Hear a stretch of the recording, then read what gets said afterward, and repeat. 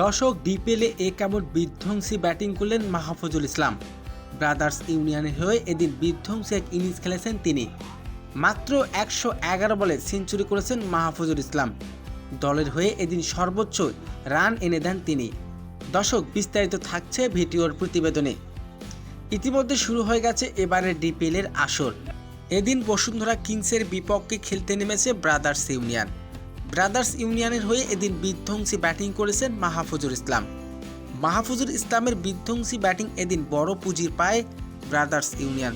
তবে এদিন অল্পের জন্য সেঞ্চুরি দেখা পায়নি এই ব্যাটার। মাত্র ১১১ বলে ৮৪ রানের বিধ্বংসী ইনিংস খেলে দলকে বড় পুঁজি এনে দেন এই ব্যাটার। তবে মাহফুজুল ইসলামের এদিন ৮৪ রানের ইনিংসে ছিল ৩টি ছক্কা এবং ৫টি চারের মার। আর ব্রাদার্স ইউনিয়নের হয়ে এদিন সর্বোচ্চ রান করেছেন মাহফুজুল ইসলাম। তিনি একের পর এক নজর কাড়া ইনিংস খেলে যাচ্ছেন এই ব্যাটার। তো দর্শক, ব্রাদার্স ইউনিয়নের হয়ে বিধ্বংসী ব্যাটিং আপনার কেমন লেগেছে জানিয়ে দিন আপনার মূল্যবান মতামতটি কমেন্ট বক্সে।